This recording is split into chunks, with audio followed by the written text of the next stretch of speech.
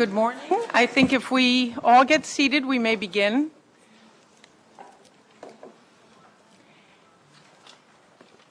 His Excellency, Mr. Secretary General of the United Nations, Madam Deputy Secretary General of the United Nations, Mr. Minister, His Excellency Knut Storberget, Minister of Justice and Police of Norway, His Excellency Mr. Ambassador Juan Yanez Barnuevo, Mr. Todd Minerson, Executive Director, White Ribbon Commission, Ms. Maria Rashid, Executive Director, Rozan, Pakistan. Distinguished men leaders, distinguished members of the audience, and many students here today invited to make sure that lessons extend to the next generation. Good morning and welcome to the United Nations observance of the 10th anniversary of the International Day for the Elimination of Violence Against Women.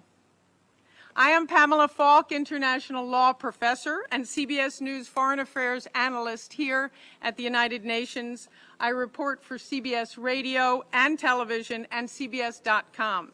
It is my honor to moderate this morning's program. Let me extend a warm welcome to the men and women who have gathered here in New York, as well as those of you who are watching on our webcast around the world. Many of us here have witnessed violence against women and girls in one form or another. Many of you have been working on the ground to bring an end to this pandemic of violence for many years. We all know the devastating long-term effects that violence can have, not only on women, but also on their families and communities. Violence against women is an extreme manifestation of pervasive discrimination against women and girls. It occurs in all countries, at all stages of development, and threatens the right of the well-being of women, rich and poor. I am sure you have heard the statistics, many of you work in the field, that up to 70% of women will experience violence in their lifetime. And unfortunately, we believe that often the picture is much worse, especially in situations of armed conflict, when many more women are subjected to the worst forms of abuse. Reflecting his determination to deal with this problem head-on, Secretary General Mr. Ban Ki-moon launched his Unite to End Violence Against Women campaign this year. Through the campaign, he has called on governments, on civil society, the private sector, the media, and the entire United Nations system to join forces to address the global pandemic, which is exactly what it is, a pandemic of violence against women and girls. The Secretary General has also called on men leaders to support his campaign and speak out against this scourge. Involving men and boys in ending violence against women is the theme we will discuss in the next 2 hours. I would like to add that the Secretary General has worked tirelessly, and this is both a professional and personal observation, on so many of the issues related to women, men's leadership, and girls. One note that I have on my wall here at the United Nations in my booth was something he said 2 years ago. The fact that the atrocities take place in today's world should fill us all with shame. And I look at that every day. I would like to also just add one acknowledgement of the landmark efforts of the Secretary General's wife, Mrs. Ban Soon-tak, who has worked on behalf of women and children. She visited a children's hospital in Accra 2 years ago, in Ghana last year, where she underscored the work of health workers providing life-saving support for malnourished children. So please join me in thanking, as we begin this program, the Secretary General and Mrs. Ban for their persistent efforts.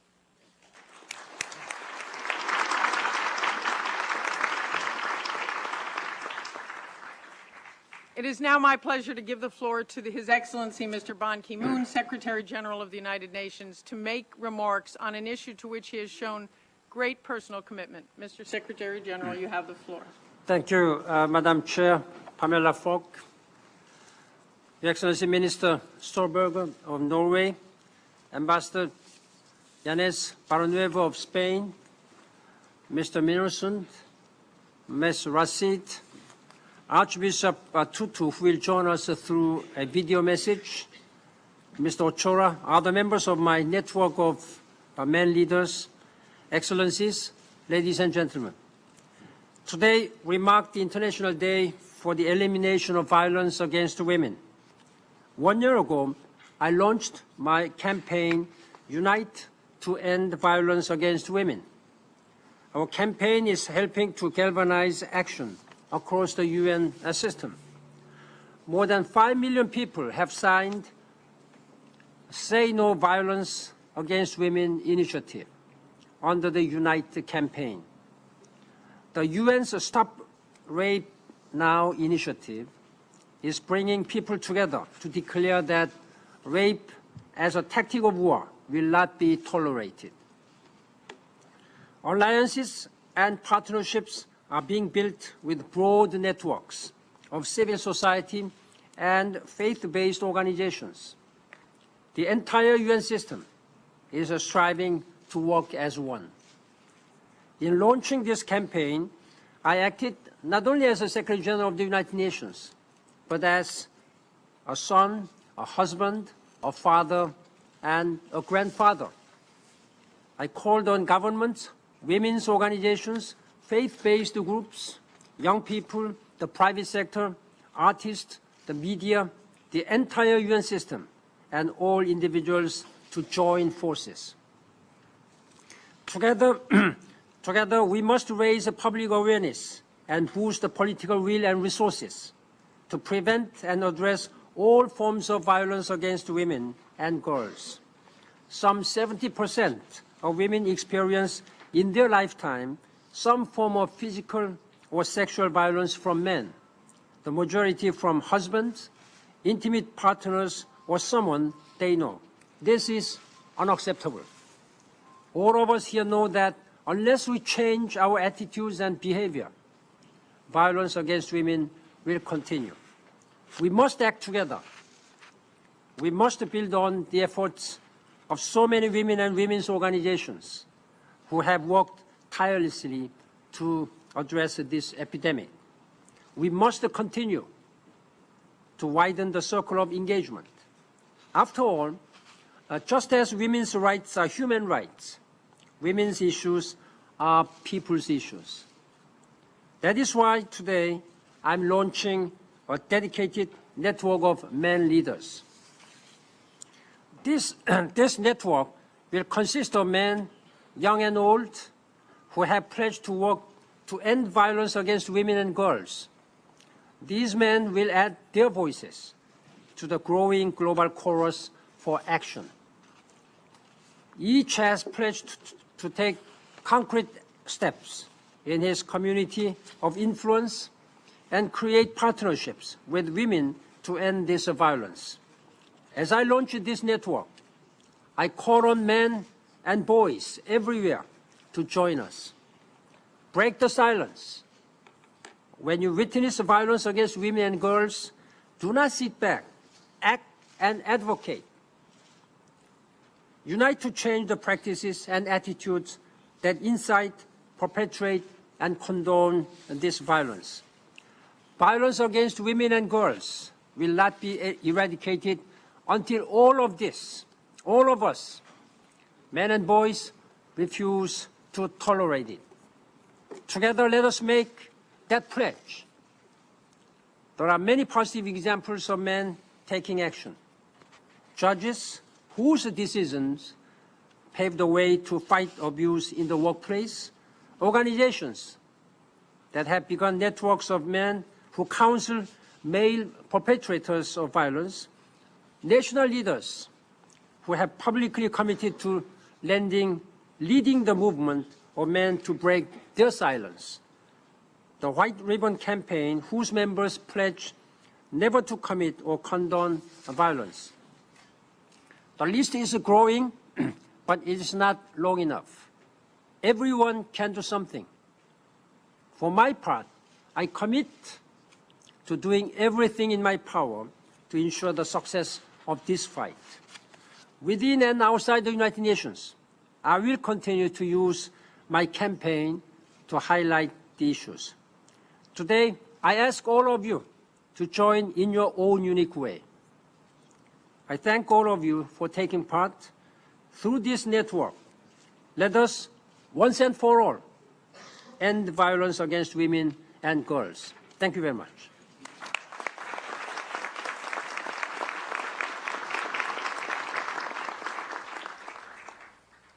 Thank you, Mr. Secretary General, for these inspiring words and for this very important initiative that you have launched. I trust that the network of men leaders will be a very powerful mechanism for engaging both men and boys in preventing violence against women. I am now honored to welcome Ambassador Juan Antonio Yáñez Barnuevo, permanent representative of Spain to the United Nations, to deliver the message sent by His Excellency Mr. José Luis Rodríguez Zapatero, Prime Minister of Spain, to the launch of the Secretary General's Network of Men Leaders. Sir, you have the floor. Thank you. Thank you very much, Mr. Secretary General and distinguished participants. I have the honor to deliver the following statement sent by the President of the Government of Spain, which I will read in its original Spanish.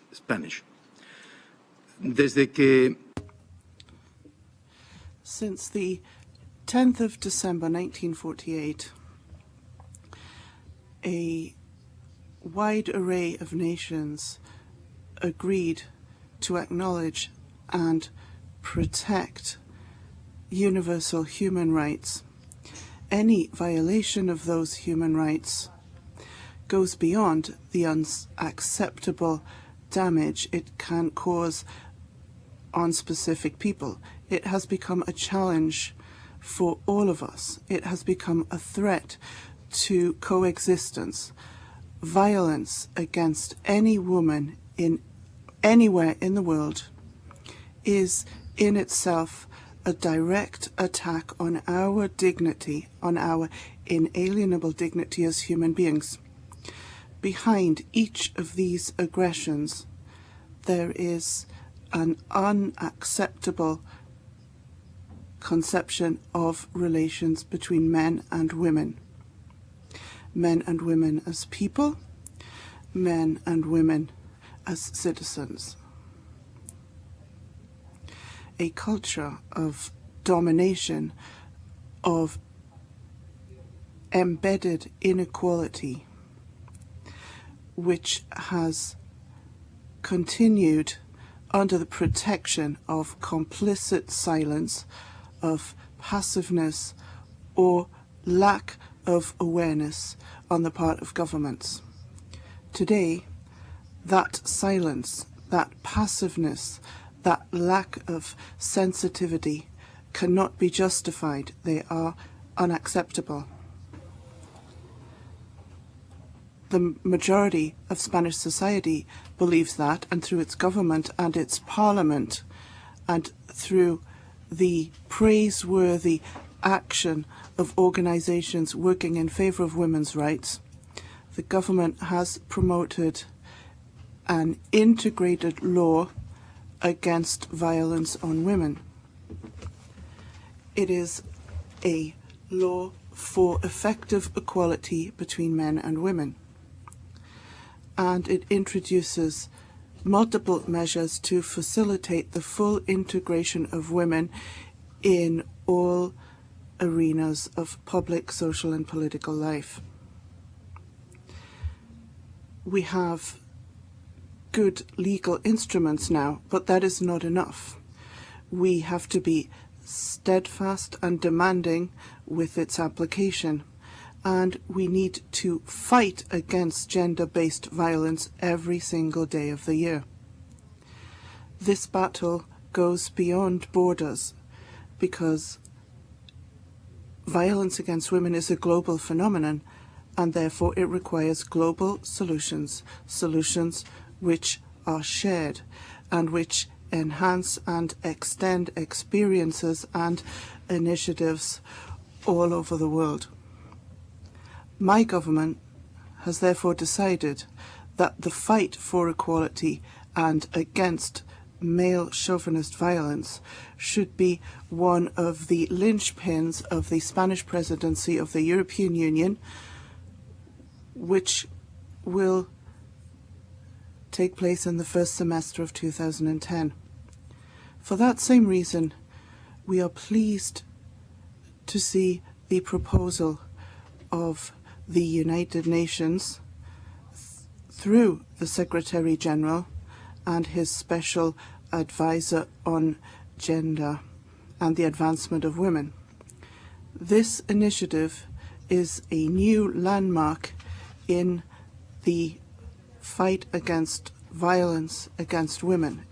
It is to increase social awareness and to stress the responsibility of men as part of the Millennium Development Goals.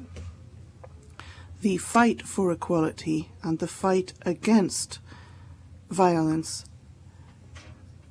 cannot be dealt with in isolation. It is part of a global challenge of threats to peace in the form of hunger, extreme poverty, and large-scale world imbalances. These plagues which beset us all include gender. Women always suffer from inequality, and violence against women always finds a breeding ground in other forms of violence. The Millennium Development Goals established 2015 as a deadline. We are halfway there now, and some significant progress has been made, but there is still a very long way to go. We are still dissatisfied, and we must remember that when we talk about violence against women, time should not be measured in days, but rather in lives. We need to fight this violence urgently for women as well as men, and national governments and international organizations need to be involved. The United Nations is today showing this urgency, and on behalf of the government of Spain and on behalf of my fellow Spaniards, I'd like to say that we feel honoured to be fully committed to these goals. Moderator.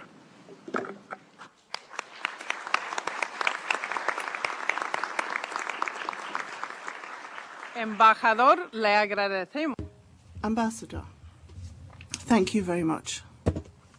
Ambassador Yáñez Barnuevo for conveying us the very inspiring message of His Excellency Mr. José Luis Rodríguez Zapatero, Prime Minister of Spain. It is now my pleasure to invite His Excellency Mr. Knut Storsberget, Minister of Justice and Police of Norway. Thank you, Your Excellency, Secretary General, Your Excellency, Deputy Secretary General, ladies and gentlemen. First, I would like to express my gratitude to the Secretary General, Ms. Ban Ki-moon, for your engagement in violence against women and for launching this initiative. It's really important. It's on high time. And I'm very grateful for the invitation, and I'm convinced that this network will be of great importance. It has to be.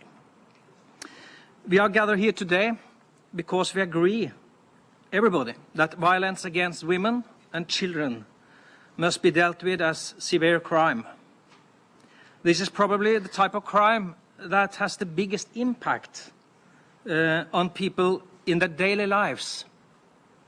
and that so many women worldwide are exposed to violence during their lifetime, and 1 of 4 women experience domestic violence. The violence is a problem that affects us all, and this is not a women issue, it's a human issue, and it's also a global issue. The violence taking place at home is very often hard and brutal, in many cases more brutal than the violence taking place out in the street. The women and children are living in a situation of constant fear and a sort of daily terror. And the consequences in terms of reduced health and quality of life are profound. In the most severe cases, the violence leads to loss of life. In Norway, for example, so many as 1/3 of people losing their lives in murder cases, they are women, and many of them as a result of a crime committed by a partner or ex-partner. Therefore, dear friends, we are impatient, and we need to move forward. And we believe that mobilization of men and exchange of good practices is the way to go. In Norway, we have taken some steps, some important steps, over the last years to improve the situation of women and children affected by domestic violence. And we have ensured that the police give these cases a higher priority. We have developed measures to protect the victims in more efficient ways. And we have used law enforcement measures and penal codes to underline the seriousness of such violence. Nevertheless, we are not content, and the challenges are numerous. Now it's time to move forward, and I believe we need new ideas to do that. It's a paradox that law enforcement measures, while important, do not in themselves offer an adequate solution to many victims. I believe we need to develop an additional approach, whereby women are offered assistance to conflict resolution and helps towards rehabilitation and even reconciliation. In this aspect, women's shelters and children's shelters are very important measures. I also believe we have a lot to gain by offering treatment to the perpetrators, in addition to, or as an alternative to, imprisonment. In Norway, we are currently building up a nationwide system of treatment to perpetrators of violence. My sincere hope is that this network will mobilize men worldwide to recognize the responsibility to contributing to change. We have a lot to learn from each other, and international cooperation is, in my opinion, the way to go. This is why I visited Malawi in Africa in April this year, benefiting from experiences of African men on how to mobilize men. And this is why violence against women was the item of the Council of Europe's Conference of Ministers of Justice, where the Deputy Secretary General participated this summer. Thank you very much for that, and which I hosted in Norway in June. And this is why I will organize a conference in Norway next year with experts from the Southern Africa, India, and other countries, sharing experiences and best practice on how what works. And therefore, to the end, let us benefit from this network. We are ready to work, Secretary General, to learn and to teach each other, because we need new ideas to get further. And together, I'm sure we will make each other better. Thank you very much.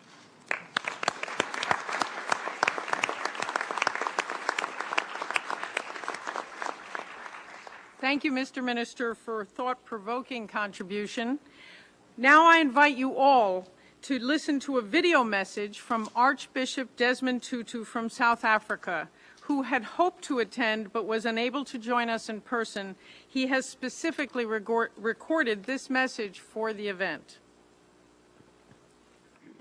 As people of faith and concerned global citizens, we cannot embrace justice, peace, and love if we fail to speak out condemning violence against women as wrong. Today, the world is witness to major forms of violence against women and girls: trafficking, cultural practices like child marriages, female genital mutilation and cutting, to name but a few. Domestic violence is also prevalent, though accurate statistics and figures to corroborate the extent of this hidden form of violence are difficult to find. Violence against women cannot be tolerated in any form, in any context, in any circumstance by any religious leader, political leader, or by any government. Violence and abuse affect all kinds of people daily. It doesn't matter what race or culture you come from, how much money you have, how old you are, or if you have a disability. Violence and the threat of violence can increase women and girls' vulnerability to HIV by making it difficult or impossible to set the terms of an equal relationship. Violence can also be a barrier in accessing HIV prevention care and treatment services. You are a weak man if you use your physical superiority to assault and brutalize women. A society that permits violence against women is a society that is on the way out. Fellow South Africans and members of the global community, in the run-up to the 2010 World Cup in South Africa, I invite you all to join me in efforts to end this major scourge.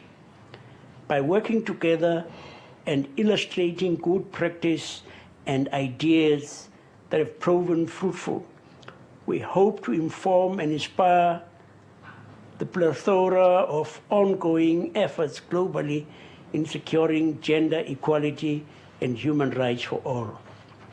Let us all commit to collaborate with governments, multilateral and bilateral partners and civil society groups globally to end violence against women and girls, which is a major violation of women and girls' human rights.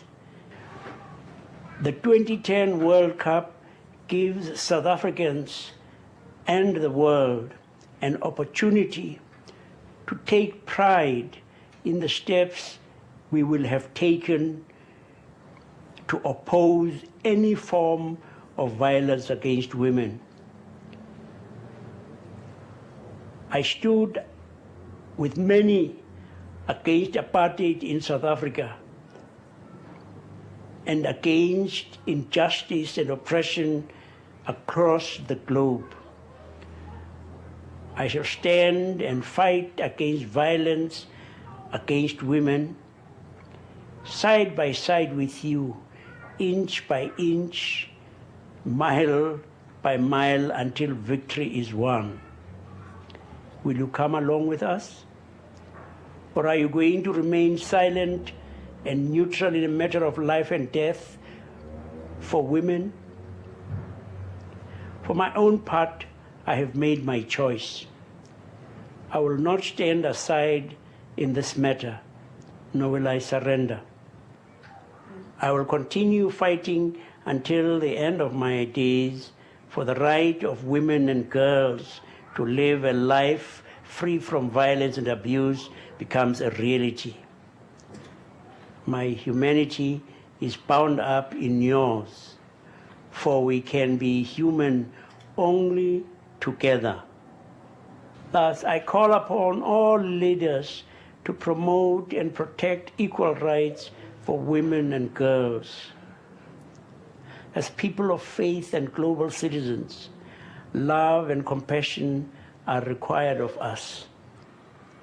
We can all draw on blessed memories or simply look into the eyes of our mothers, our sisters, and our daughters to know that supporting women benefits families, communities, and all of humanity. God bless you all. As people of faith,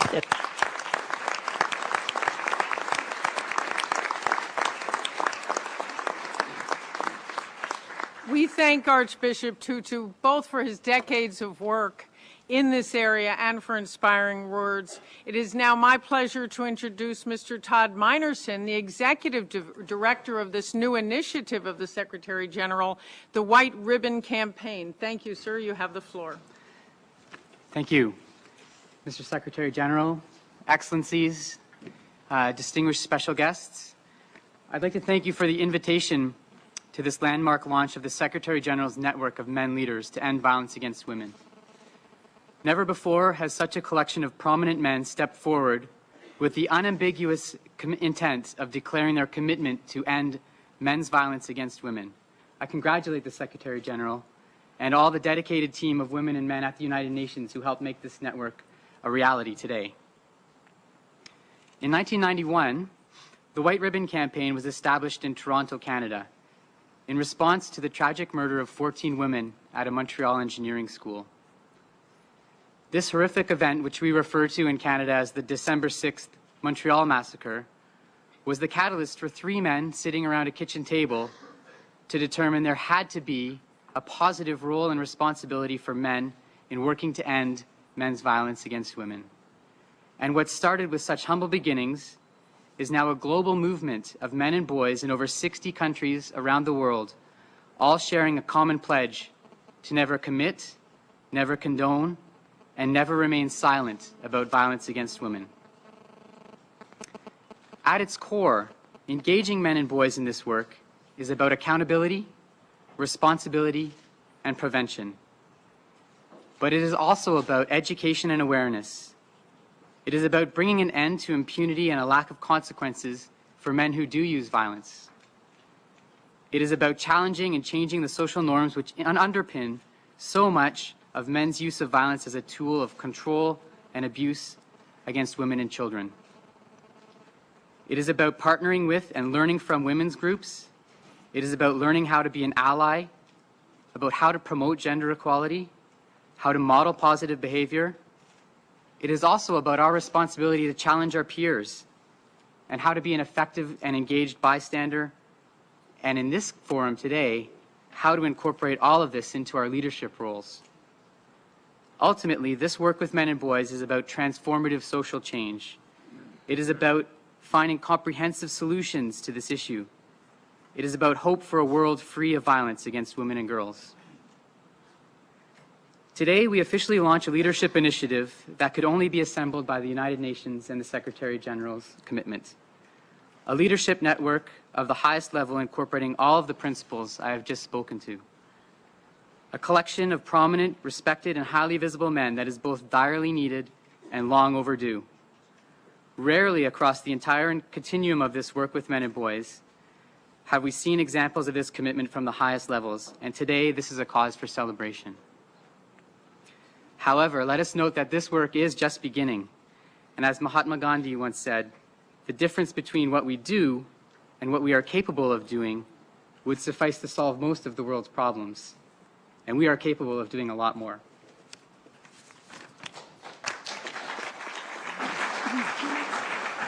It should be clear to us by now that leadership which promotes gender equality and which works to end violence against women is not only good policy, but it makes for good politics.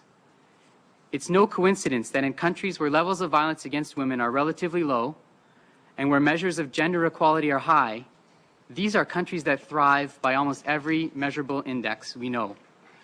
You can look at health and mortality, education, economic prosperity, peace and stability, and even the work with the environment.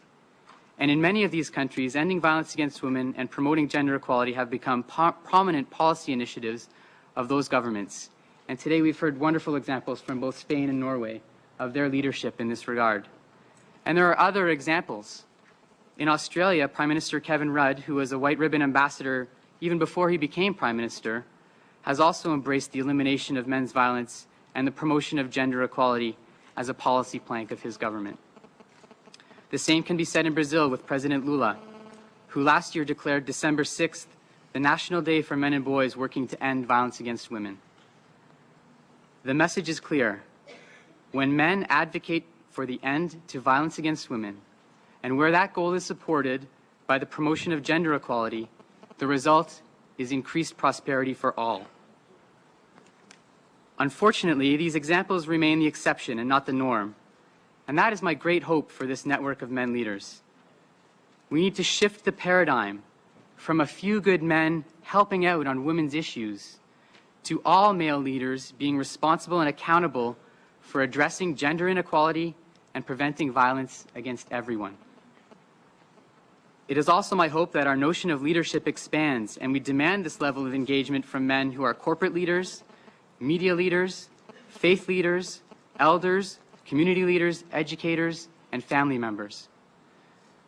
And it is my last hope that as leaders, we address these issues with the same level of commitment to knowledge and resources that we devote to all of the world's great challenges.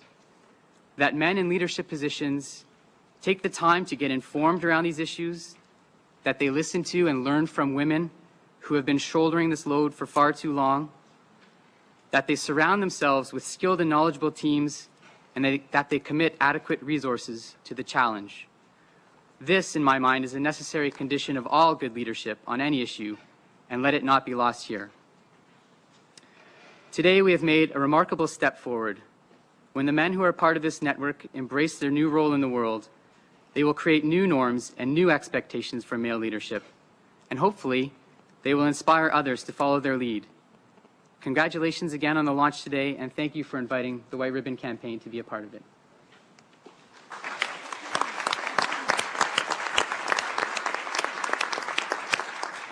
We thank Mr. Minerson for his words today, inspired, and I would like to now invite Ms. Rashid, Ms. Maria Rashid, Executive Director, Rozan, an NGO based in Islamabad, Pakistan. It works with strong conviction that men are powerful allies in the quest for gender equality. Ms. Rashid, you have the floor. Thank you. I would like to first thank the UN and especially the Secretary General, Mr. Ban Ki-moon, for giving me this opportunity to participate in the launching ceremony of the Network of Men Leaders. I represent here today an NGO based in Pakistan by the name of Rozan. This is a Persian word that means a window that lets in light and air into a dark room. We are a women's rights group which focuses on issues of emotional health, violence against women and children, and the reproductive health of young people. Boys and men have been an essential feature of all Rozan activities since its inception 11 years ago.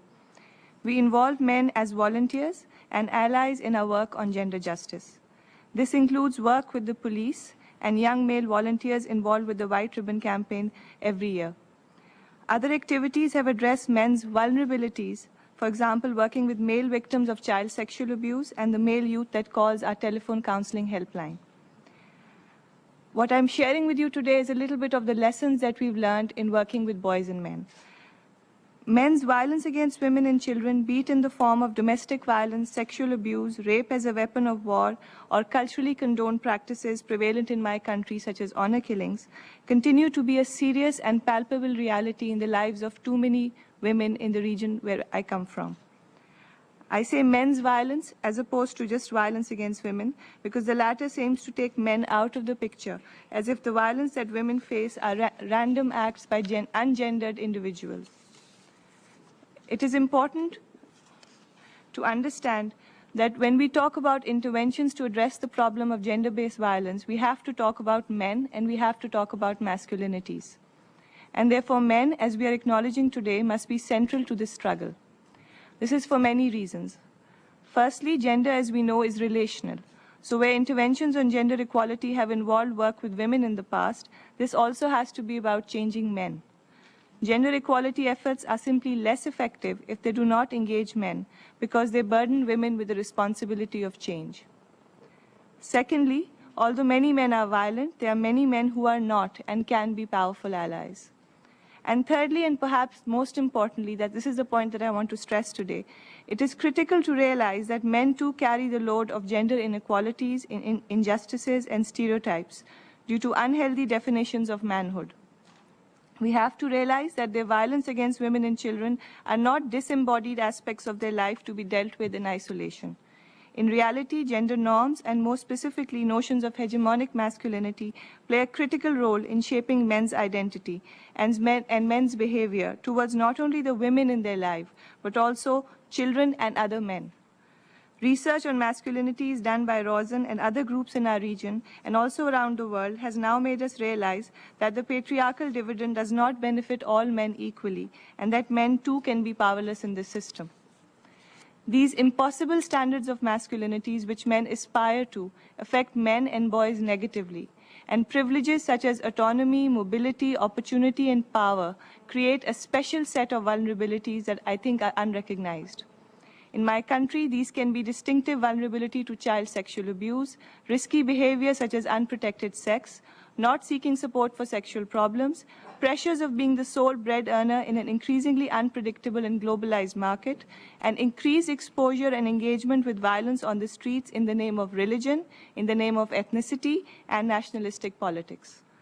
Simply put, if we expect men to stop acts of violence against women, the violence in their interaction with other men also has to be challenged. This is especially so in segregated societies like mine, where men spend most of their time with other men.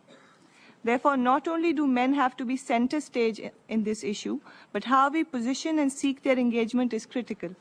Are we appealing for support for women, or are we acknowledging the challenges and issues that they face and how these pressures influence their relationship with women, children, and society? Understanding and acknowledging these tension points, contradictions, anxieties in men's lives can be strategic entry points of discussion and engagement with men on issues of gender-based violence, and might just serve to increase the stakes for men for a more gender-just world. Herein, I believe, lies the most potential for this shift in ownership of the issue of gender-based violence.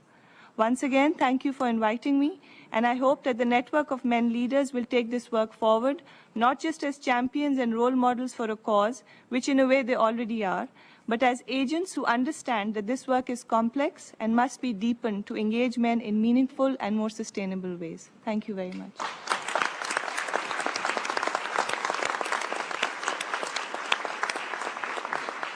Thank you.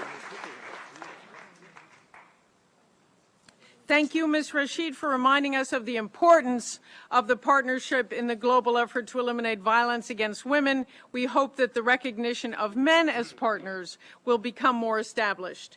Now I would like to ask you to join me to thank you, Mr. Secretary General, for launching this network of men leaders in support of your campaign. Thanks to all the members of the network who have publicly committed to working for this cause. As you reflect on how you can build these synergies and partnerships, please remember that the United Nations stands with you to work on the front line in the heart of the communities to end violence against women and girls.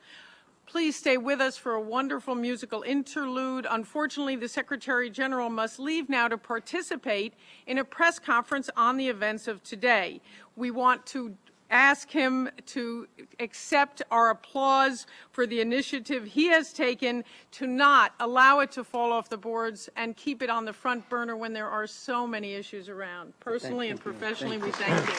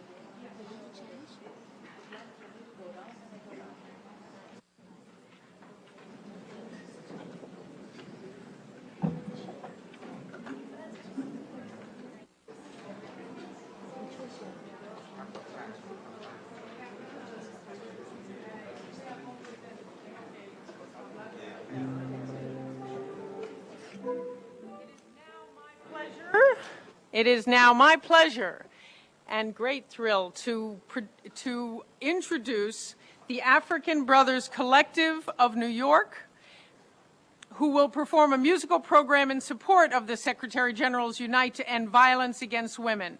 The African Brothers Collective, as a unit, was born in New York. They are a Native Son group in that sense, under the leadership of Mawena Kojovi, guitar player and multi-instrumental, it's that kind of a day, instrumentalist, that's the hardest part of the day, from Togo, West Africa, Bassi Tierno Camara from Senegal, and Joey Omisil. The music of African Brothers Collective has a powerful message of unity and tolerance for the world. Ladies and gentlemen, the African Brothers Collective. Thank you. Thank you.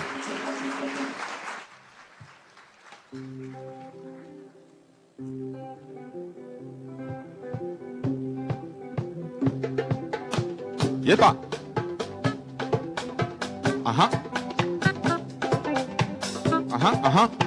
C'est ça. Africa qu'a dansé, Africa qu'a dansé, Africa qu'a dansé, Africa. Africa qu'a dansé, Africa qu'a dansé, Africa qu'a dansé, Africa. Me do it, me do it, me do it, me do it. Tout le monde là qu'a dansé, tout le monde là qu'a dansé, tout le monde là qu'a dansé, tout le monde là.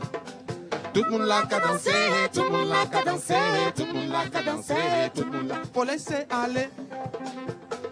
Faut laisser aller. Faut laisser aller. Faut laisser aller.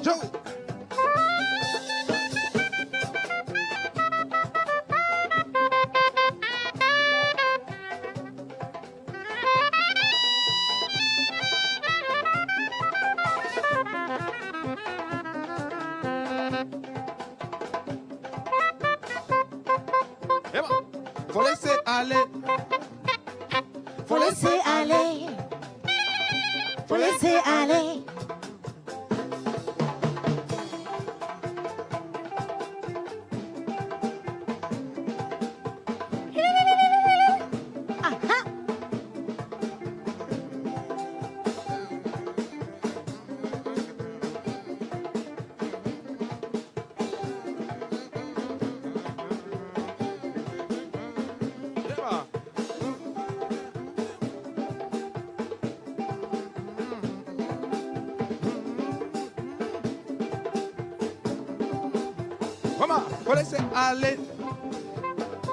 Faut laisser aller. Allez, allez. Faut laisser aller. Allez, allez, allez, allez.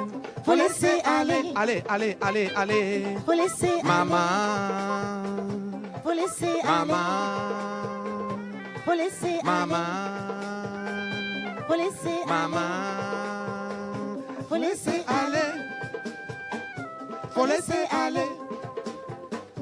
Faut laisser aller.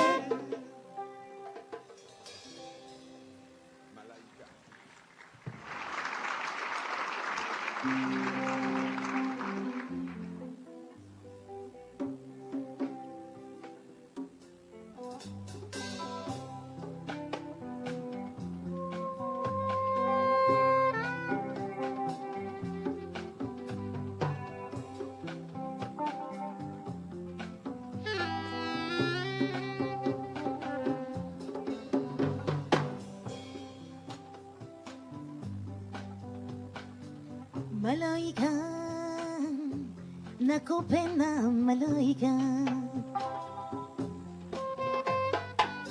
Malaika, nakupenda malaika. Nami nifanyeje kijana mwenzio, nashindwa malizi na ingekuwa malaika, nashindwa malizi na ingekuwa malaika. Pesa sasumbua roho yangu, oh,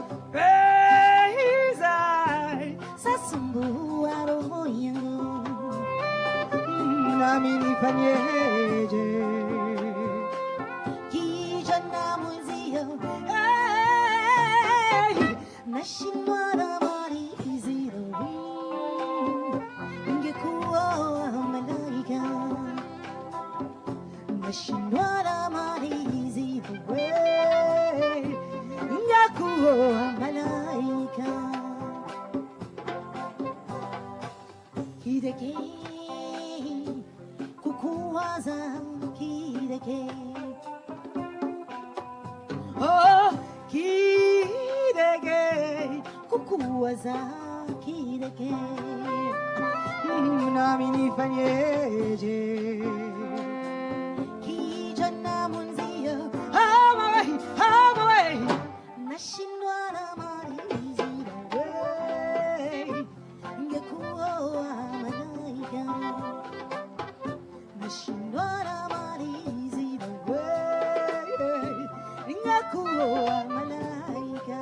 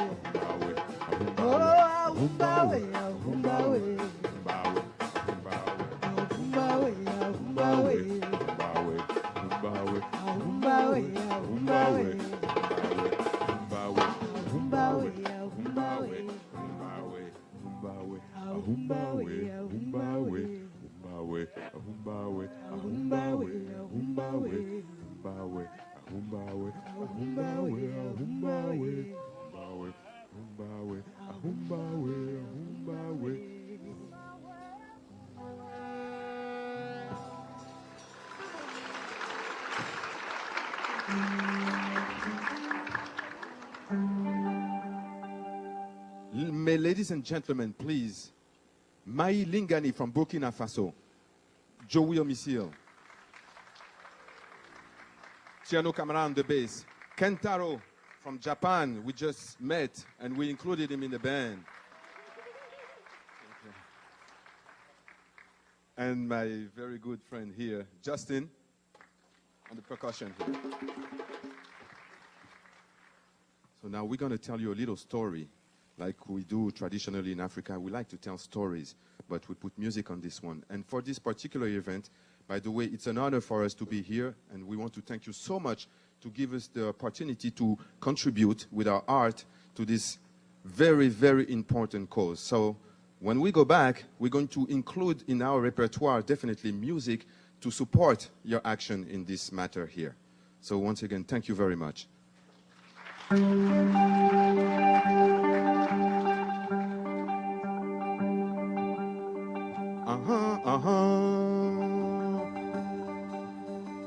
Mingini, mingini, mingini, mingini, mingini, mingini, mingini, mingini, mingini, mingini, mingini, mingini, yelava, mingini, mingini, megbana, mingini, mingini,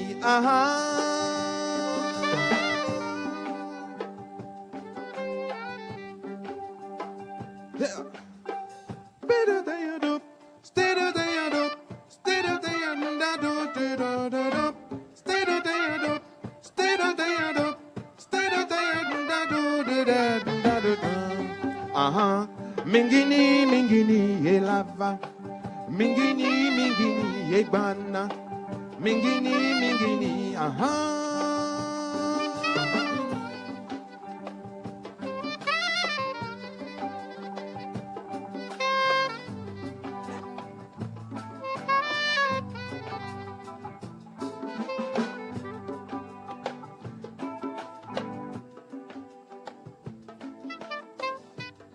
I want to share with you a little piece of Africa. This song is about storytellers who travel and bring back news from lands far away.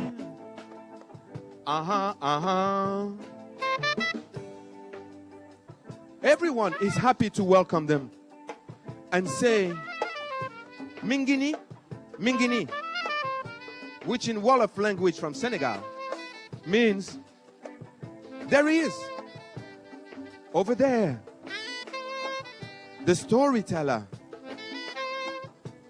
This is how oral tradition in Africa travel from here to there.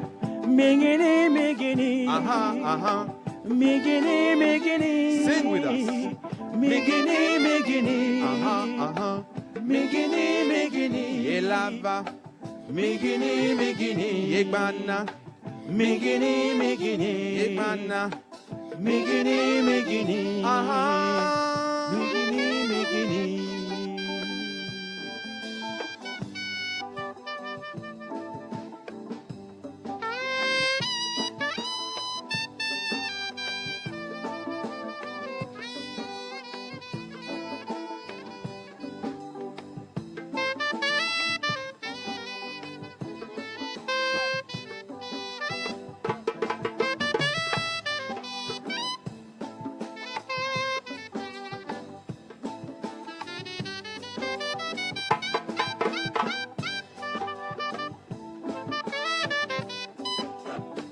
Mingini, mingini, mingini, mingini, elamba, mingini, mingini, ikwela, mingini, mingini, ebana, mingini, mingini, mingini, mingini.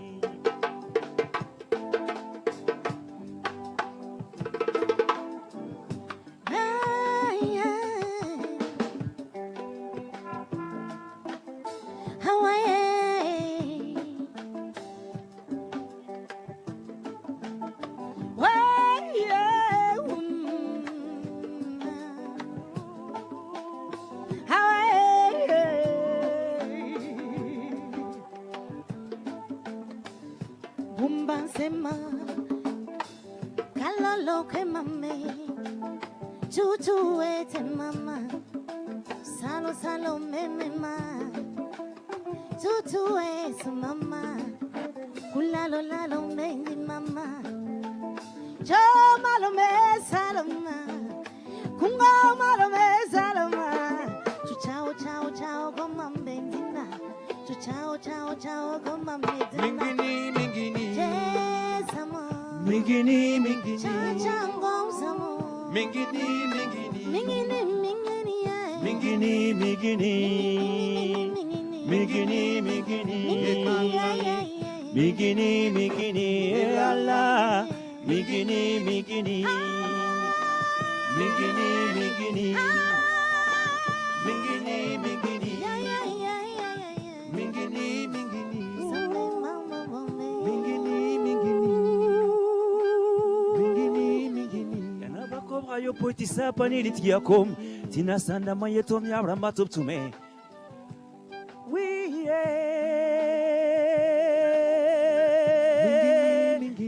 Yanabakobra yo poetia sa panili tiakom tina sanda mayetom yabra matop tume. Ton fara ya bumbaye.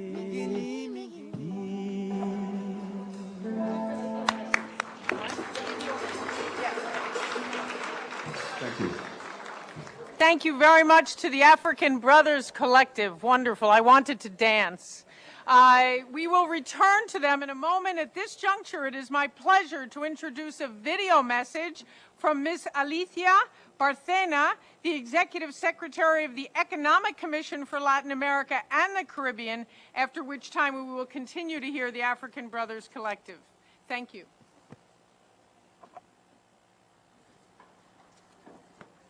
On behalf of the Economic Commission for Latin America and the Caribbean, I am pleased to join the United Nations Secretary General's Unite to End Violence Against Women campaign.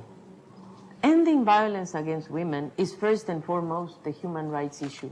The persistence of violence against women will prevent achieving social equality and, of course, the Millennium Development Goals.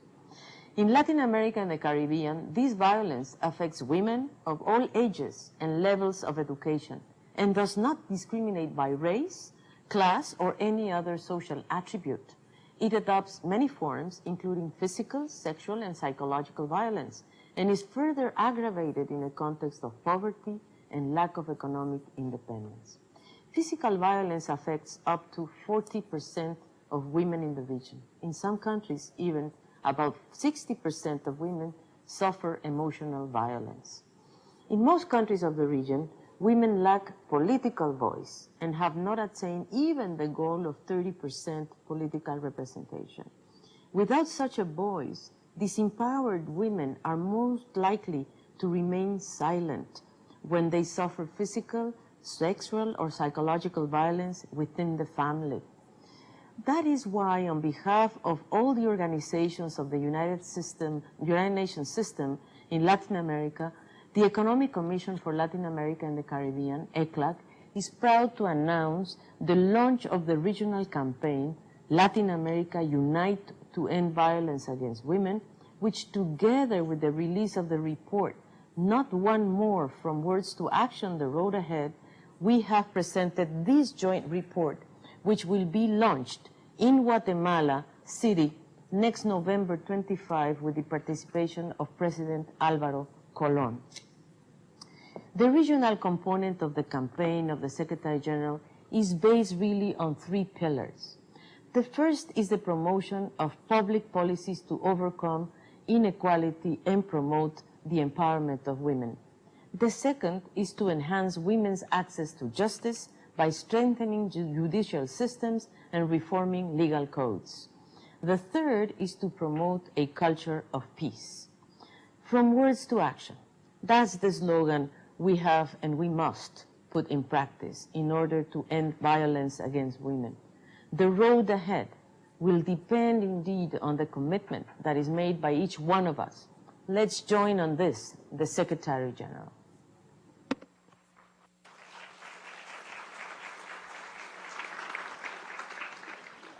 Thank you to Ms. Barthena for her purpose, for her work, and a powerful message. And now we return to the very soulful music of the African Brothers Collective.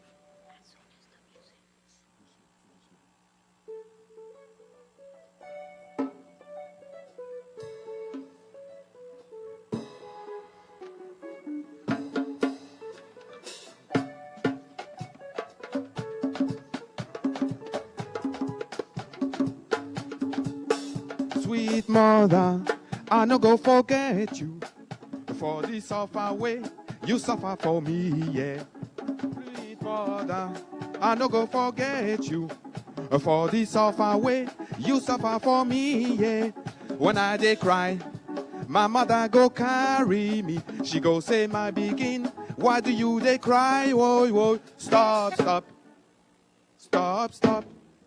Stop, stop, make you no cry again.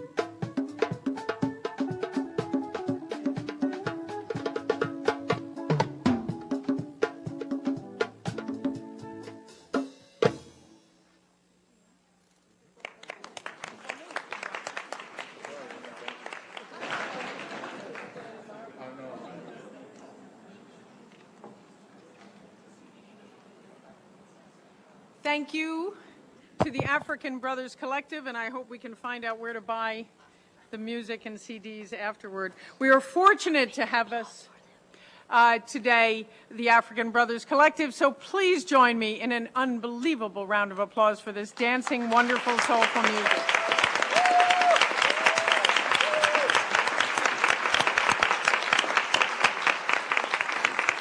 Thank you very much. The meeting is back. Thank you to the African Brothers Collective. We are fortunate to have with us for this afternoon, for the second session, eminent speakers from diverse spheres who will share their experience and views on involving men and boys in ending violence against women. We will hear from Asha Rose Migiro, the Deputy Secretary General of the United Nations, from Mr. Knut Storberget, who we heard from earlier, the Minister of Justice and Police of Norway, and Her Royal Highness Princess Pachara Kittyapa Mahidol of Thailand. Mr. Todd Minerson again from the Executive Director of the White Ribbon Campaign, Ms. Maria Rashid of Rozan, Islamabad, Pakistan, and Mr. Orchora Emmanuel, co-founder of Gulu Youth for Action in Uganda. Before I give the floor to our distinguished speakers, I would like to make a few observations. The roundtable discussion will begin with a question to each panelist. They will all have an opportunity to answer their own question from the perspective of the work they do and the sector they represent. If we do have time at the very end, we will be able to take questions from the floor to panelists if time permits. Our first speaker is the Deputy Secretary General, Ms. Asha Rose Migiro, whose work here most of us know is landmark and unprecedented in this area. Madam Deputy Secretary, for generations, women's organizations and networks have championed efforts to eliminate violence against women and girls. And so we ask you, what is new about this campaign and what is the value added? Thank you very much. I'm also pleased to join all of you in this launch. First of all, what is new is that the Secretary General, for the first time, has taken this campaign to the highest levels of the structures of the United Nations. So this is critical. But SD has not only done that, he has launched this network, which most of you have seen as a critical step towards addressing gender violence, because involving men is not only good for women, but it is good for men and the society in general. A good number of you who have spoken this morning have said that any violence against women and girls is actually violence against everybody in the society, against dignity and human rights. So that is new. But never before have we seen efforts harnessed in this way. Already, many parts of the United Nations are engaged in this campaign. The Secretariat is working to expand and harmonize the available knowledge. Many other parts of the United Nations, UNFPA, and I see Ms. Obeid, who is here, and definitely others, UNICEF, UNIFEM, UNDP. So most UN entities are collaborating within the framework of the United Nations action to systematically, and I underline systematically, because efforts have been there, but now it's a question of bringing them together and of maximizing the potential of every entity of the United Nations to address violence against women in conflict situations in particular, but also in other cases. So these are the aspects that really make today's event unique, and this particular campaign of the Secretary General very special and very critical to address this scourge. Thank you. Thank you. I thank the Deputy Secretary General not only for the words today. She is keeping this on the front burners of the United Nations at a very difficult time in world affairs, and so it is of personal thanks. I would like to now, some of our guests are still in the press conference, I would now like to turn to Mr. Todd Minerson, Executive Director of the White Ribbon Campaign, and let me address, if I may, the next question to you. Based on your personal insights from your extensive work with this White Ribbon Campaign, what do you believe are the 2 or 3 main challenges that a global campaign faces when it tries to engage men and boys in changing behaviors and attitudes, not easy to do, against women and girls, and attitudes particularly on violence? What are the strategies you have worked with, and what is the most daunting challenge? And I have 5 minutes for that tricky question, set of questions there. To me, 3 of the really critical challenges around engaging men revolve around addressing the diversity of and uniqueness of challenges around the world in local communities, and affecting a global campaign that actually comes from the grassroots up, which makes it relevant for men and boys in those communities. Secondly is a question that we call the dosage question. How much, how often, how strong do the interventions need to be? And thirdly, I would say the perhaps biggest challenge is making this work personal for men, and challenging that, that norm where most men might say, I don't use violence against my partner, I don't commit acts of violence, I don't condone it, so it's not my problem. Go and talk to those men that are using violence, and they're really the ones that you need to be working with. So a little bit on each of those, I would say the question of challenging that social norm and changing that perspective is one that we have to really work on, making this issue personal for men. And I think Maria Rashid mentioned a lot of the strategies that we use in doing that. Talking to young men about the costs, or as one of my colleagues puts it, the disadvantages of the advantages of being a man. The fact that we are going to live shorter lives, the fact that we are often disconnected in emotional and psychological ways from our families and from our children. The fact that we're more likely to be a victim of violence at the hands of other men than women on the planet, if you factor in crime and war and nationalism and ethnic violence. These are things that we use in one way to make the work personal for men, and in the second way, we really have to get men to understand that this is an issue that affects us all, and that we all know women who have been victims and survivors of violence. We're likely to be encountering them in our workplaces, in our personal lives, in our schools, and we need to understand that it's a collective problem and a collective responsibility, not an individual problem. In terms of strategies that have shown some promise or shown some effectiveness, I think some of them are common sense, and some of them are things that we're learning along the way. In terms of developing any kind of programming for a specific target audience, obviously addressing them and involving them in the development of that programming is critical.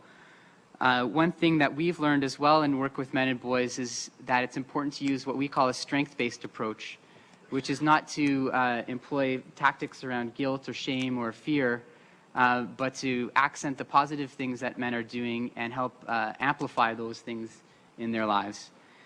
And lastly, I think a number of the speakers mentioned it this morning, so I was very heartened to hear that. We have to acknowledge that work with men and boys on ending violence against women really must incorporate two things. It must incorporate the promotion of gender equality. It simply cannot happen unless we engage men and boys in the broader issues of gender equality. And it must also work on transforming those harmful parts of masculinity that condone and perpetuate and tolerate the use of violence against women by men and boys around the world. Thank you very much, Mr. Minerson. Right now, I would like to call and ask a specific question to Ms. Maria Rashid, Executive Director, Rozan, Pakistan. Ms. Rashid, your organization has worked with the police in Pakistan, training them, a very important part of the program, on issues related to violence against women and girls. What are the most difficult challenges on that? I can only imagine. Tell us. Thank you, Pamela.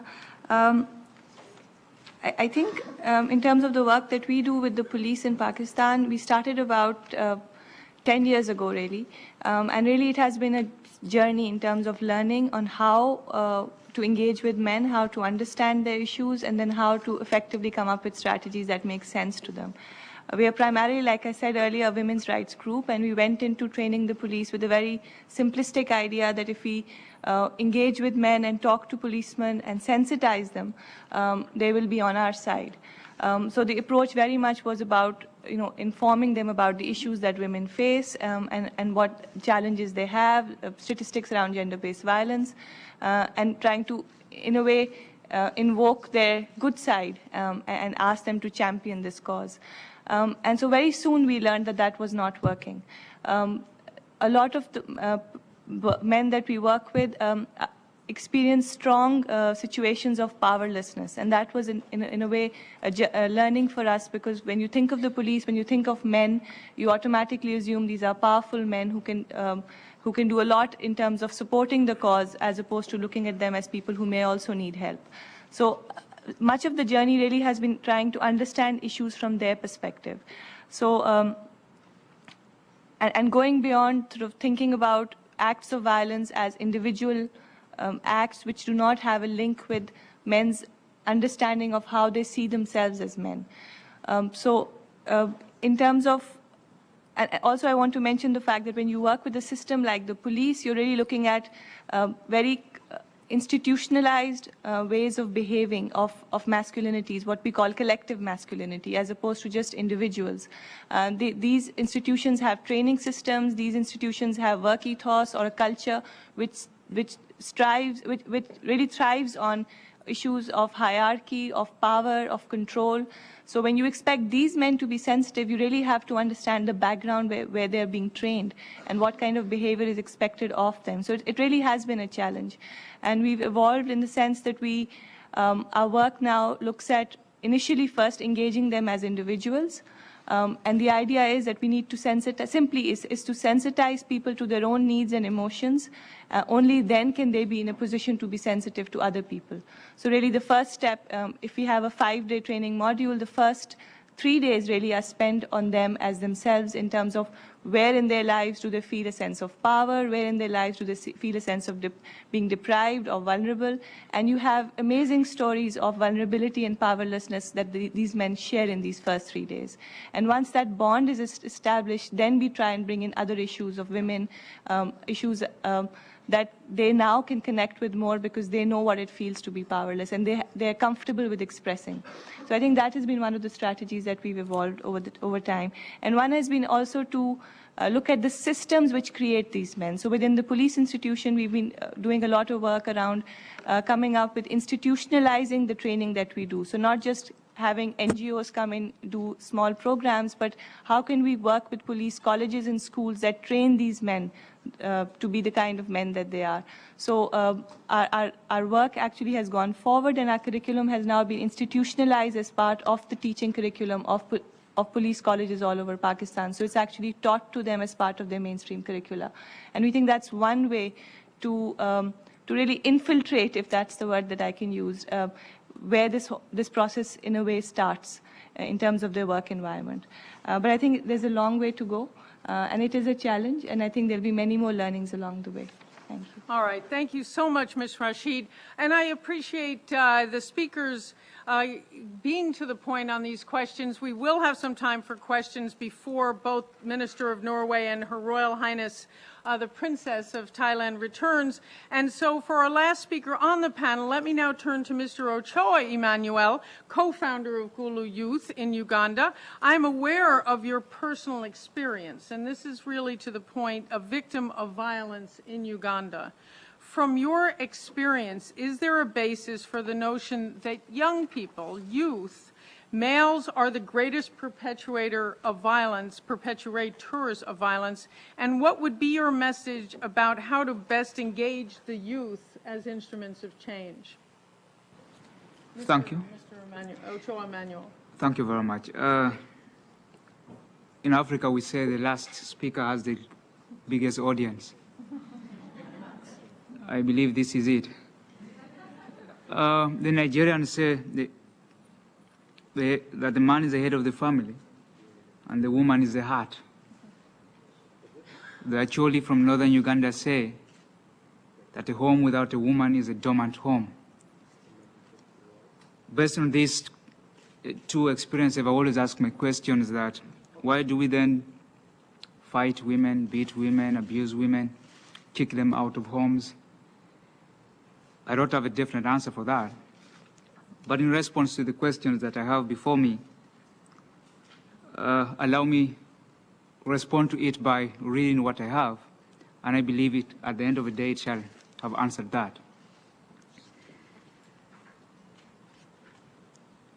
My introduction draws from the CEDAW Convention, in which on that day it asked governments to identify and end customs and practices that perpetuate violence against women. It urged them to conduct public education, to create safe havens, institute counseling and rehabilitation programs for victims, sensitize law enforcement officials, and draft relevant laws to protect women against all kinds of violence. I also know that world over, the call for women emancipation has been very, very loud and clear, but our actions have never been equal to the sound that we've heard and continue to hear. In Africa, with emphasis to Uganda, the CEDAW Convention was ratified in 1995. 14 years down the road, very little, if any, improvement in regards to ending or reducing violence against women can be witnessed on the faces of the Ugandan women. For 3 years running, the Domestic Relations Bill that is intended to reinforce this treaty is yet to go through. There's poor civic education to empower the citizens on national objectives and international obligations, including equality of men and women. There is also that most decentralized governments are very inefficient and ineffective. The manpower suffer very low motivation and morale, and infrastructure is either broken down or worn out. This is a similar situation in most developing countries. I am aware that the majority of developing states have ratified most human rights treaties, but the people in these regions have not cultured it into their daily lives. Women are still largely considered the weaker sex, looked at as property, forced to marry against the will, sexually exploited, and even the most competent woman would be assumed to be connected to a great man somewhere. As young people, both men and women, we have reacted to this very differently, depending on perhaps how we grew up or how we were brought up. Knowing that governance in most developing countries is weak, where women have remained less empowered in all walks of life, the situation becomes even worse in conflict-affected areas, such as in the Democratic Republic of Congo, in northern Uganda, in southern Sudan, in Darfur, in Somalia. Women have been raped, tortured, conscripted, and again forced to marry. But there are some men in these regions, including myself, and world over, I believe, that their childhood upbringing was a total responsibility of a woman. These men look at their childhood and look at women as a chance of life, of hope, of peace, of continuity of one generation to another. The question is then, is this the same way all women look at themselves? I don't think so. Rather, some women still look at men as the authority they need to direct them, both at home and in their places of work. This belief, especially the poor and lowly educated men in a democratic governance, still strongly believe that women do not have the ability to lead them. At household level, these men strongly believe they should decide on income raised by their daughters and wives. At workplaces, a man who has never believed that men and women are partners will always find it difficult to be at ease with initiatives, with decisions and actions led by a woman. Such a man will always want to find a fault in this woman. In this response, directly to the question, it is generally women have responded to all these misfortunes in different ways. But typically they have responded to this by waging a war. They have frankly looked at women's emancipation as a war against men. But is it true women's emancipation is a war against men, or should it be a war against laws and policies of nations and states? I personally think the latter is true. Efforts to enable women to gain control over their lives and their bodies is a compassionate work of men like myself.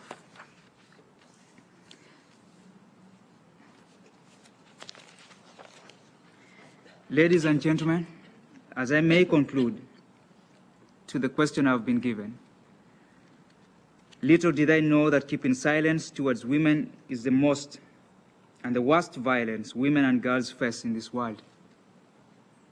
And this is the most scientific approach that men have used or have chosen to use these days. Because from generation to generation, women have been submissive, they have been directed, they have been assured, they have been provided for, and they have been ruled.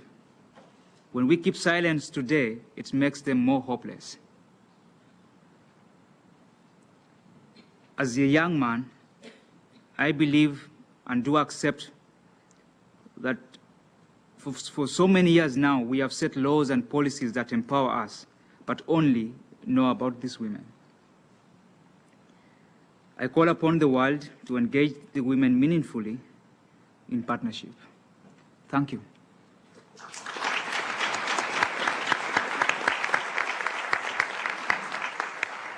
Thank you very much to Mr. Ochoa, Manuel. It's always important to hear firsthand and very compelling accounts. We now are pleased to have at the dais both the Minister of Norway and Her Royal Highness Princess of Thailand. We will now address them with some questions so they can speak to this issue. I first turn to the Minister, Knut Storberget. We were practicing earlier, as Minister of Norway of Justice and Police of Norway. You hosted this year the 29th Conference of European Ministers of Justice, and you were recently appointed as Minister of Justice for another 4 years. What are the main challenges within the justice sector to making it possible for women to enjoy a life free of violence? In your experience and that of your European counterparts, what kind of measures would be effective in combating violence against women and girls and supporting and empowering victims of such violence? considering often that the judiciary and more significantly law enforcement are male-dominated sectors? This is a very good question, I think. And it's one of the key problems we are facing, I think, because the law enforcement sector is not giving the answer the victims are asking for. And I think it's easy for us, and very often men in position, in power, to point out the traditionally answer to this type of crime. We need more prisons, we need more police forces, and we need to do the same as we did last year and before the war. So I think this is one of the most important questions we are facing. And when I visited Malawi this year, I had the pleasure to meet many NGOs, representatives from NGOs. I have the pleasure to meet experts sharing their experiences. And I learned that to mobilize both men, boys, girls and women is giving us a possibility to raise this issue on the political agenda. But when we also mobilize the men and the grassroots, on the grassroots, we also have the possibility to find an additional approach to this. And therefore, it has been very important for me and for the Norwegian government to try to find some new strategy how to deal with these cases. And I just want to mention a few of them. We want to shifting the burden and rethinking protective measures. Many of the protective measures forces the victim to take the consequence of the violence. In my opinion, it's a paradox, and that the person who is threatened, the victim, is the one who normally carries the heaviest load. And our future efforts should be directed at a measure which shifts the burden from the victim to the offender. And therefore, we have in Norway 2 concrete measures in this respect. For example, ban or contact or visits on a partner that poses a threat to the women, and by prohibiting the alleged offender from entering into specific geographical areas, the victim may be able to maintain her normal life. And this measure has been applied in Norway since 2005. And secondly, electronic monitoring and other surveillance techniques. And Norway is about to test reverse domestic violence alarms to be applied from 2010. I think this is important for the victims, but it's also important to show that it's possible to have additional approach to this. Thank you. Thank you very much, His Excellency. And it's a very interesting perspective, especially from the Justice Ministry. And now it is my pleasure to address the following question to Her Royal Highness Princess Baja Kiritiyaba Mahidol. How did I do? Yes, very good. Of Thailand. We are truly delighted that you are here today. The question is, you have great experience in working within the educational system as well as in the prison system in your country. What is your view, what are the keys to sensitizing and engaging men and boys in each of these 2 radically different worlds to change effectively male attitudes and behaviors to combat violence against women and girls?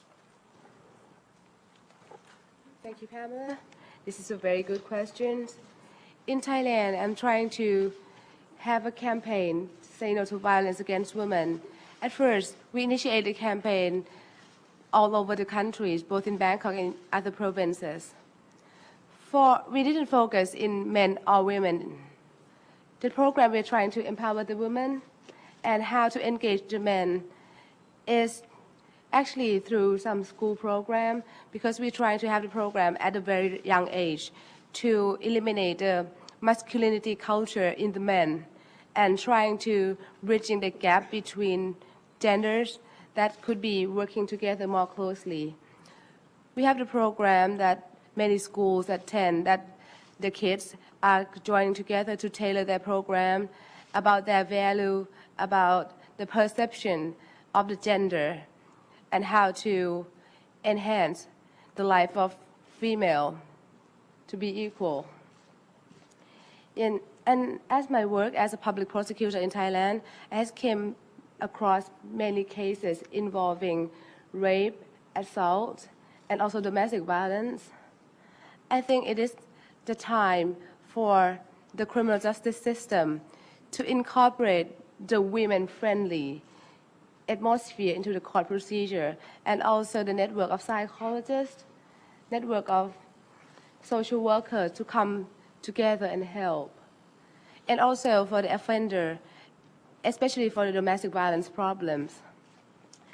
It is not only to prosecute them or to punish them or to lock them up, but there should also be a rehabilitation program such as anger management maybe, or drugs abusive program or alcohol abuse.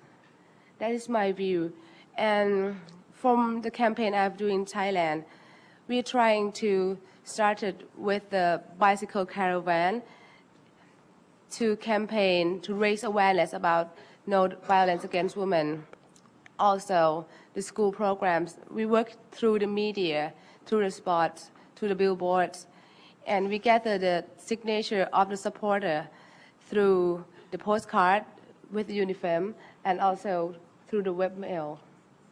And this kind of thing can attract a lot of populations and attracts a lot of young population, including men and boys. Thank you very much. Well, thank you very much. I thank Her Royal Highness. It is wonderful to hear dynamic women around the world, particularly in your position, and let us know about all of these initiatives. On the bike campaign, I'm in. So it truly sounds wonderful and a very serious issue. We do have a few minutes and so much expertise I can see out in this audience for questions on this issue that we can ask both Her Royal Highness, Princess of Thailand, the Minister of Norway, and our other invited guests and experts. So we will take a few minutes of questions. We have to end exactly at 12, so questions from the audience. If you would also identify yourself and your affiliation if you wish. Thank you. You have to push the mic button. And as short as possible so we can get as many. Thank you. My name is Annette Ellis. I'm a member of the Australian Parliament and a delegation member of the Australian Mission for the GA. We had a visitor to Australia recently, a woman from a country who was a sufferer of an acid throw in her face as a result of a violent act against her. My question is to whoever can answer it, how difficult is it to cross over the cultural barriers where such an act may be acceptable within that neighbourhood or that culture to some degree, but is totally unacceptable in the general population? I think the most difficult area is to cross over that cultural barrier of behaviour. And I'm just wondering if any of the panel members could comment on that aspect of the issue. Thank you. Thank you very much. I'll take any comments. It's a very difficult question because the question addresses when communities shun a victim or when cultural norms don't condemn the act. And so the member of the Australian mission has asked, would you like to, Mr. Minerson? Sure. Possibly one of the greatest challenges in the work with men and boys is the cultural diversity and the way that masculinity and patriarchy and in particular violent aspects of masculinity and patriarchy can hide behind culture, can hide behind faith, can hide behind all kinds of other traditions. I'll share with you a somewhat hopeful story that maybe gives you a sense of something I've learned about how those can be overcome. It was in fact here at the UN, I think 2 years ago at the Commission on the Status of Women, where I was fortunate enough to meet two young women from Kenya who were working on ending FGM in their community. And they had become very frustrated that by just working with women, they had not achieved any real progress on the issue of FGM. When somebody in their organizing group said, we should bring some of the young boys into the conversation, at first there was shock and disbelief. Why? It's not a boys' issue. This is women. This is a women's thing, and we need to work with women to solve it. But when they did, at their wits' end almost, incorporate this conversation with young boys, they came to some really interesting conclusions about culture and tradition and some of those barriers.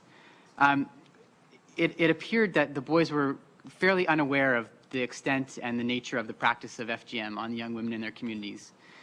It also became clear that in this particular community, that the tradition was being perpetuated in order to keep the culture strong and also to foster strong unions and marriages. But when they started talking amongst boys and girls about it, there was a shared belief that they wanted to keep their culture strong, and they wanted to have strong, fundamentally strong marriages and relationships, but FGM didn't matter at all in either of those two things. So the young men and women came together and approached the elders in the community to say, listen, we share this value of our culture and our tradition, and we want to keep it strong. And we know there are many, many outside forces trying to change that. But let's come up with new traditions. Let's come up with new practices. Let's come up with less harmful practices to change these damaging things that are happening to young girls.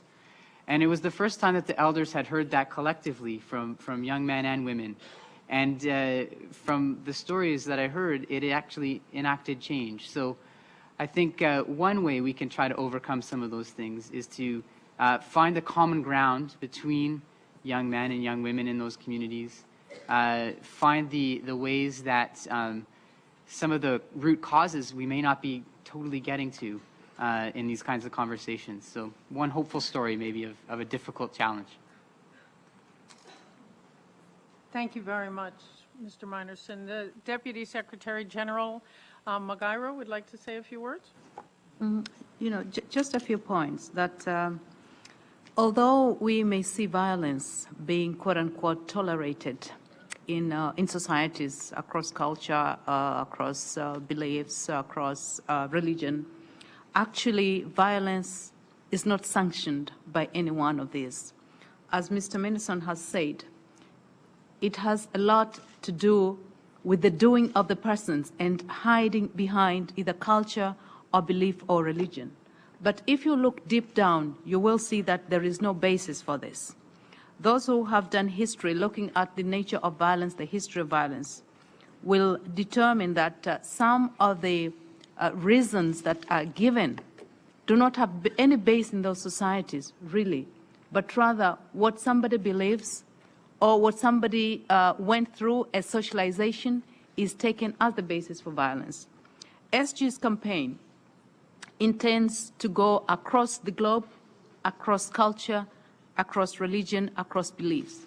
And that is why when we were listening to Archbishop Desmond Tutu, he clearly said that religion actually calls for compassion, calls for love, and therefore it cannot be used as the basis for violence. So this is what we should take into account. And that if there is silence, that is as good a crime as violence itself. And Mr. Ochura just attested to that. So what we need to do is to come together, to fight this misrepresentation, misconception, because actually it has no basis. Thank you. Very much. Oh, good. Minister. Thank you. Storberg. I just want to add to this very difficult question that when some of the cultural norms in a way is against us, I think it's more important than ever that to have a strong and clear law enforcement. And we need to encourage, and I hope the network can do a job on this field to encourage more countries to adopt a prohibition of violence against women. I think in such circumstances we need clear and loud answers. But we need also, in that aspect, additional approach to make it possible for rehabilitation and also reconciliation. I think that's necessary to build up defense against such norms. Thank you. Thank you very much, Mr. Minister. Final comment, and yes, please. Again, a final comment. Mr. Ochoa. Thanks a lot. In regards to this question, it's certainly a very difficult situation. But again, let me give you the African perspective. It's true, generally true today that we look at Africa as one of the most black places to be in terms of violence against women. But it's not really the truth about the culture of Africa itself, especially in sub-Saharan Africa. When you sit down and have a thorough and very informal discussion with any elder in Africa, they will tell you how much the culture loves women. To me, to that question is all about the governance in Africa. If the truth is we have very weak governance, and because it's weak, people try to exploit, people try to take their chances, people try to demonstrate their anger in different forms. So this man, perhaps, let me assume it's the man who poured this acid on this lady. When you really sit down with this man, it couldn't be the woman as the issue. It could be some anger somewhere. But how do I really put out my anger? I put it at a point that is loud and clear, and somebody really gets out to me. Thank you. Thank you very much, Mr. Ochoa. We are unfortunately at the end of the moment here of all of these wonderful conversations. I would like to thank everyone, but let me allow, we have a few more minutes, and before the Deputy Secretary General goes, ask her to give some closing remarks. Ms. Ashira Rose Migiro. Your Royal Highness, Excellencies, ladies and gentlemen, as we mark this year's observance of International Day for the Elimination of Violence Against Women, I'm extremely pleased that we were able to hold this roundtable as part of the Secretary General's launch of the Network of Men Leaders. This morning's proceedings have been enriched by many valuable contributions, especially those made by Prime Minister Zapatero, Archbishop Tutu, as I mentioned, Minister Storberget, who is here, Mr. Todd Minnerson, Executive Director of the White Ribbon Campaign, Ms. Maria Rashid, Executive Director of the Rozan, Pakistan, and last, by no means, Mr. Ochoa Emmanuel, co-founder of the Gulu Youth for Action in Uganda. We are all acutely aware that violence against women, as many people have underlined, is a violation of women's human rights, which undercuts the potential of women and girls everywhere to contribute to peace and development. Often, the perpetrators escape without recourse, whether they're relatives, intimate partners, professional providers of services, or outright strangers. They must all be held to account. Impunity must end. We are grateful to Minister Storberget for the insights he's shared with us, what the justice system can do and what communities should do. As the SG said this morning, and I quote, "Violence in women's and girls' lives will not be eradicated until all members of society refuse to tolerate it. This must include concerted action by men." The examples the SG mentioned about concrete actions that men leaders are undertaking in several countries of the world bring hope. Yet, as he said again, more actions are needed. Everyone is called upon to unite, to act, and the Unite to End Violence Against Women campaign is a powerful platform from which to catalyze the efforts of men and boys to end this scourge. In conclusion, let me join the SG in calling on all sectors of society to redouble their efforts to achieve the goal of eradicating all forms of violence against women and girls.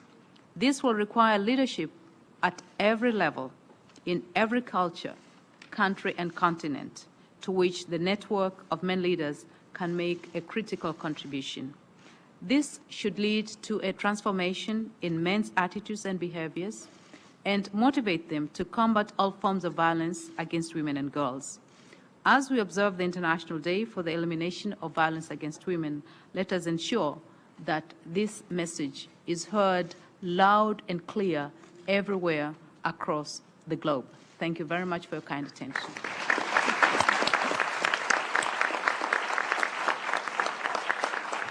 Thank you, Madam Deputy Secretary General, for your concluding remarks, and again, on a personal and professional note, for keeping this ball in the air at the United Nations and being so active about it. The Deputy Secretary General thanked all of our panelists by name. I thank you again. I would also like to just make sure that we have thanked our band members by name. Mawona Kajovi, the guitarist and leader.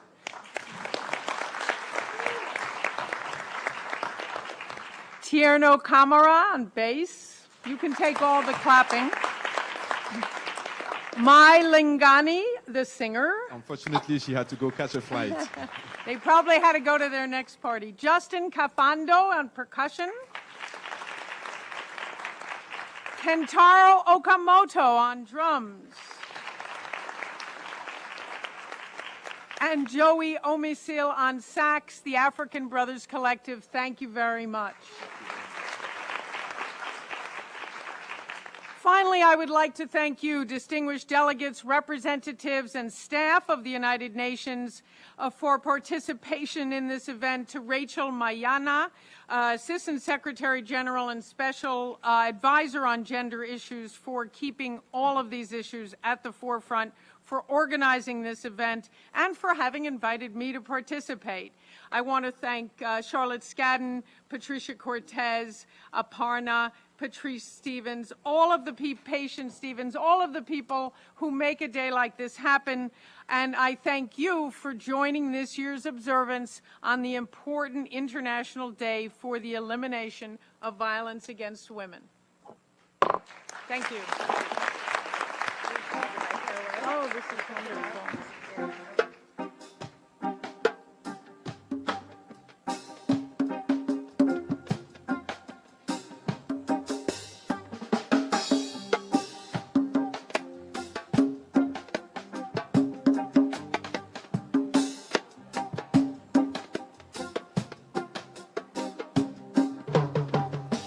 Love and unity, everyone, we gotta stop the fight against the world, 'cause we are all one. Love and unity, everyone, we gotta stop the fight against the world, 'cause we are all one in this world. Brother, what you gonna do?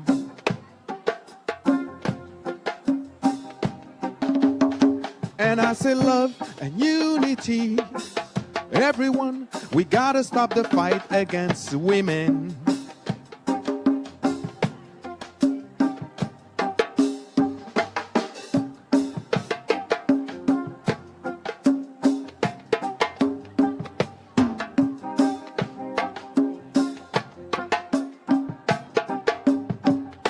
My people, people of the world,